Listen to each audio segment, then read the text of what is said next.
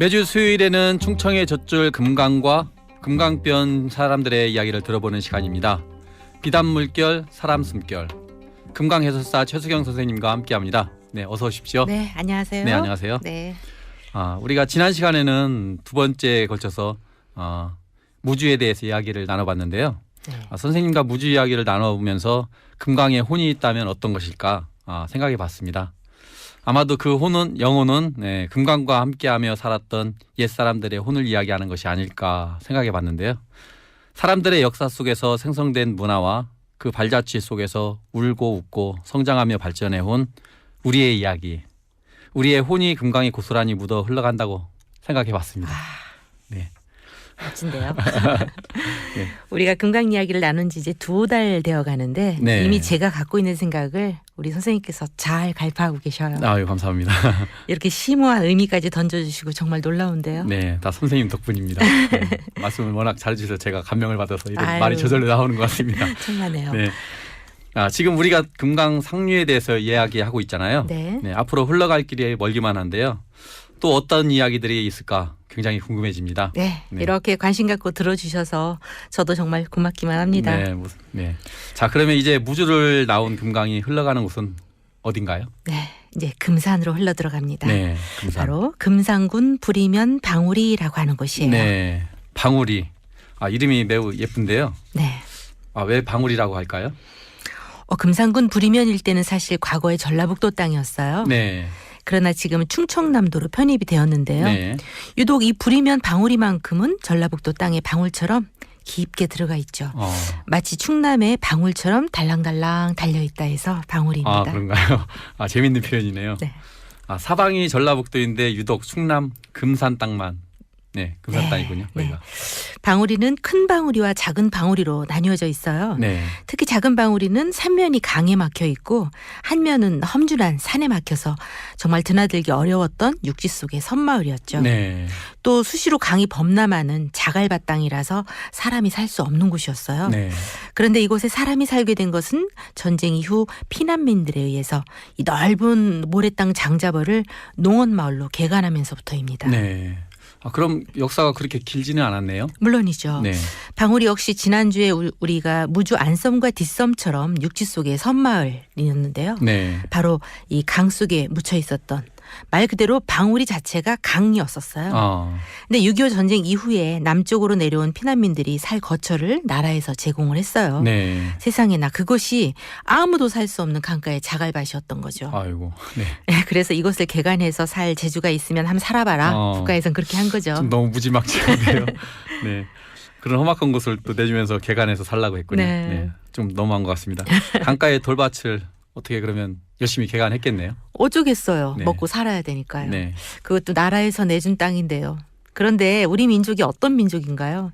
당시는 전쟁 이후에 먹을거리도 없고 또 참 힘든 때였거든요. 네. 전쟁 이후에 황폐해진 우리 국토 그리고 잘 살아보자고 새마을 사업을 시작하던 때였었으니까요. 네. 미국에서 밀가루를 원조받아서 그걸 배급받으면서 또 사람들은 삽과 지게로 땅을 파고 지게에 실러 날르면서 네. 돌멩이는 모두 주워서 지게에 지고 이렇게 다 옮겼다고 그래요. 네. 이렇게 일군 땅이 지금의 이 방울이 옥토로 바뀌어진 거죠. 네. 역시 사람들의 손과 발, 네. 네, 힘이 또 노력이 들어가야 그렇죠. 네, 아주 자갈밭도 옥토로 또 바뀌는군요. 네. 대단합니다. 네. 네. 이 무주의 안섬마을이 금강에서 난 내돌이 사고 이후에 네. 뒷섬에서도 토끼비 벼리길을 만들어서 학교길을 내었다고 지난 시간에 네. 말씀드렸잖아요. 네. 방울이 사람들도 바위돌을 깨서 또 하나의 역사를 만들게 돼요. 네. 이 사건은 이 지역을 넘어서 우리나라에 남긴 새마을 사업의 큰 역사라고 볼 수 있어요. 대역사라. 네. 기대됩니다. 그게 뭔가요? 바로 바위에 구멍을 내서 네. 물을 끌어들인 거죠. 물을 끌어들이기 위해서 바위를 구멍을 냈군요. 네. 네. 얼마나 큰 구멍을 냈나요? 지난 시간에 말씀드린 무주의 내돌이 곧 안섬은 강에 쌓여서 생긴 육지 속의 섬이라고 말씀드렸잖아요. 네. 그랬죠.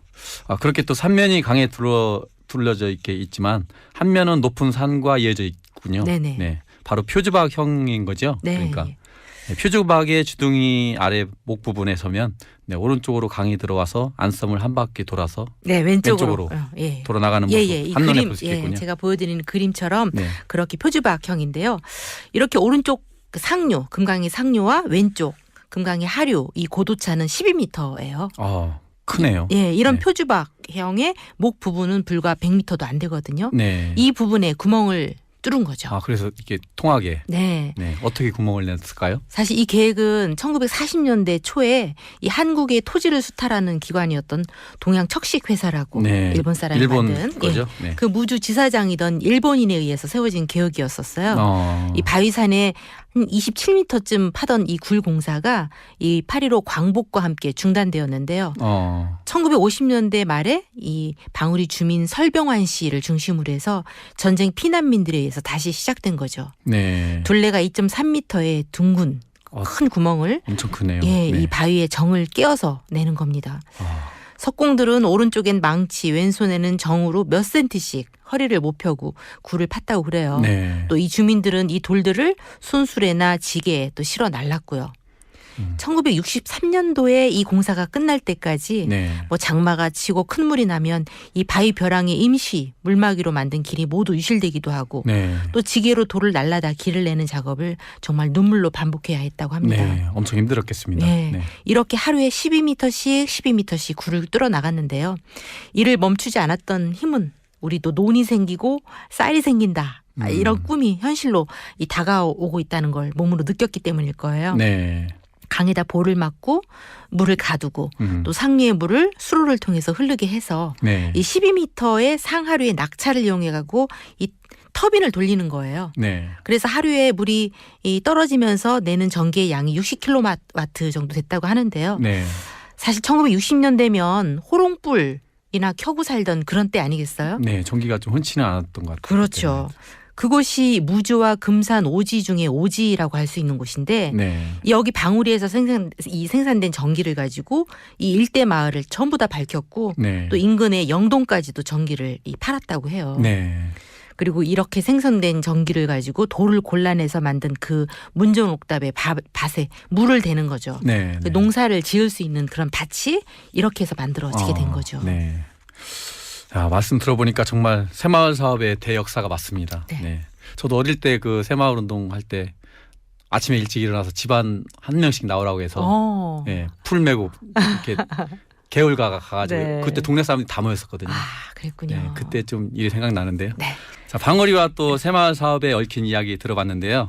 이로 인해서 여기가 이 지역이 명소가 됐다고요? 예. 네. 이렇게 새마을 사업으로 달성한 위협 정말 대단했어요. 이 사실이 정부에까지 알려지게 됐죠. 네. 그래서 당시 새마을 사업을 국가에서 주도를 했으니까 네, 이것을 네. 홍보 영화를 찍도록 했어요. 이 당대 내노라 하는 배우들이 총출동했죠. 감독은 신상옥 감독이었고요. 뭐 김희갑, 최은희, 신영균, 허장강. 지금 분들은 잘 모르시겠지만 우리 어르신 세대들은 거의 뭐 이분들이 대한민국을 내노라 하는 배우들이었었죠. 네네. 이들이 총출동해서 찍은 영화가 쌀이라고 하는 영화예요. 제목이 쌀인가요? 예. 네. 1963년도에 만들어졌는데 바로 이 정부의 새마을 사업 홍보 영화라고 할 수 있죠. 네. 실제 이 방울이가 배경지이기도 했고요. 또 이 방울이의 새마을 사업의 내용이 이 쌀의 내용이기도 해요. 네. 하여튼 성공적으로 이렇게 이룩한 네. 결과물들을 이제 홍보하기 위해서 쌀이라는 영화로까지 이렇게 만들어졌군요. 대단합니다. 자, 영화 쌀의 촬영지이자 실제 배경지이고 또 그곳의 이야기를 다뤘다는 얘기죠. 예, 네. 지금도 방울이 입구에는 영화 쌀의 촬영지라는 팻말이 있어요. 네. 그리고 당시 그런 위협을 이끈 농원 방울이의 설병환 씨를 기리는 기념비도 네. 이 방울이 마을 한가운데 자리 잡고 있죠. 네. 그런 방울이라면은 꽤 잘 사는 마을이 지금 됐겠는데요. 그럴 것 같죠. 어떤가요? 그런데 그런 마을에 단합된 힘을 보여줬던 역사가 있었음에도 불구하고 네. 이 방울이가 안고 있는 태생적으로 갖고 있는 문제가 있어요. 그것이 해결되지 않고 있죠. 무슨 문제인가요? 그게 바로 행정적으로는 충청남도 금산군 부리면에 속해 있는 충청남도 행정 네. 편입되어 있고 지형적으로는 이 전라북도이다 보니까 네. 충남 금산군 부리면 사무소를 가려 해도 자동차를 타고 40분이나 돌아가야 되는 불편함이 있는 거예요. 네. 아니면 금강을 따라서 3km만 내려가면 바로 옆 동네 부리면 수통리인데도 그곳은 사실 강이라서 차가 갈 수 없는 곳이죠. 네. 사람이 살지 않는 원시의 땅이거든요. 언제든 물이 차 흘러 들어가는 습지이기 때문에 네. 도로를 낼 수가 없는 곳이에요. 따라서 이런 시장이나 학교나 모든 생활권이 다 무주에 있습니다. 네. 그곳이 편하거든요. 사람은 전라도 사람인데 행정권은 충남이 갖고 있는 거죠. 네. 그렇다고 마을 앞까지 이 충남에서 버스를 내주는 것도 아니고요. 또 전라도는 충청남도에 속해 있는 마을에 편의를 제공할 의지가 없다 보니까 네. 이분들은 버스를 타려면 2시간을 걸어 나와서 무주 읍내 그 안섬 마을에서 타야 되는 실정입니다. 네. 이곳 사람들은 그래서 이렇게 얘기하죠. 차라리 우리를 무주로 편입시켜줘라. 네. 이거 좀 한번 생각해 봐야 되겠는데요. 네. 아주 서럽겠어요. 그 주민들은. 네. 충청남도 사람인데 전북에서도 홀대하고 또 충남에서도 막상 또 관심을 받지 못하니까. 네. 네. 그런 비극이 그런 방울이 있고요. 아유. 이제는 사람이 많이 살지 않아요. 네.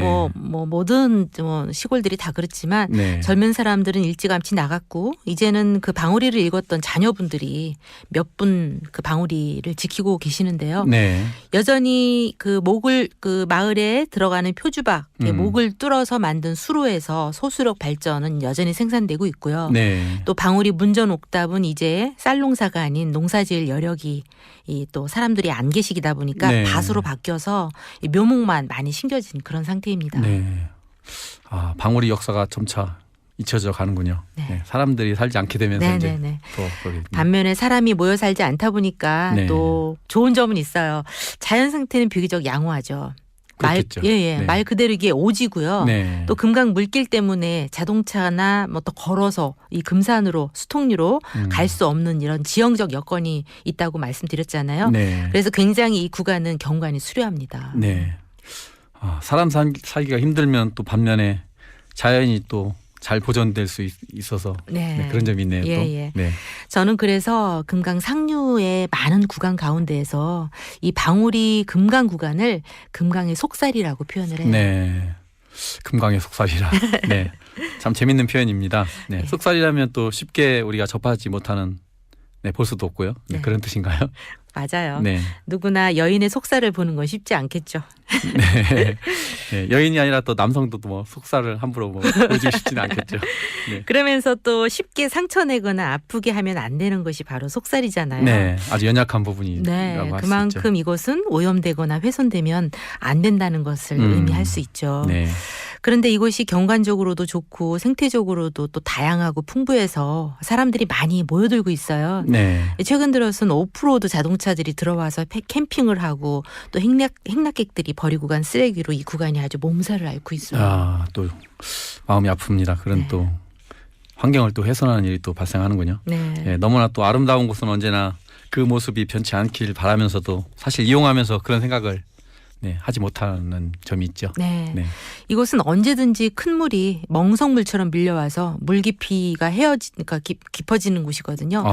왜냐하면 금강의 골 외에는 물을 담아낼 수 있는 곳이 없어요. 간입공류이기 때문에.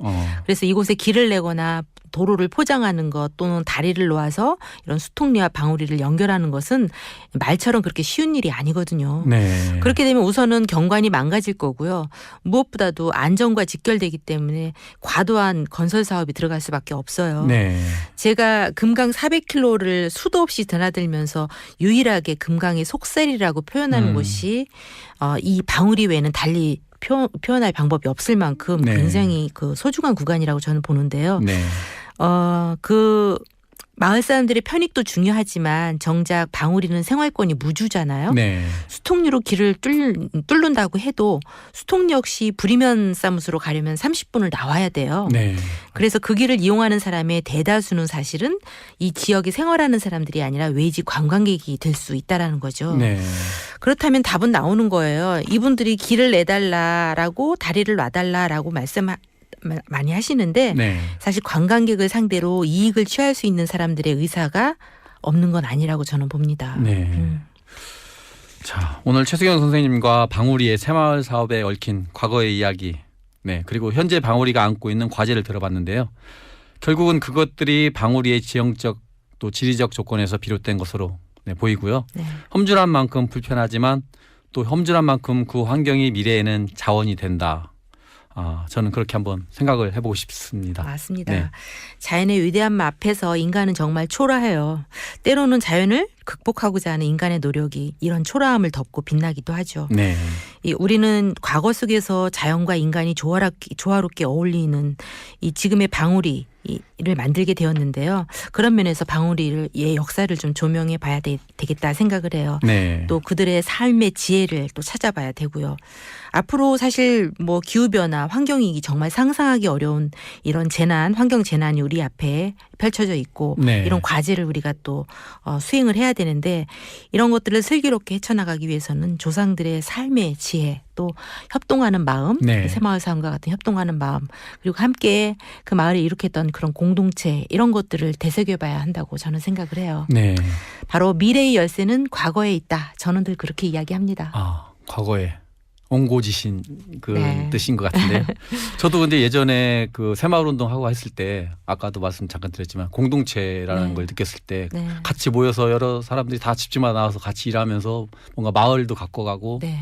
그런 모습은 참 지금도 좋은 기억으로 남아 있어요. 지금 생각해 보면 그런 때가 좋지 않았나.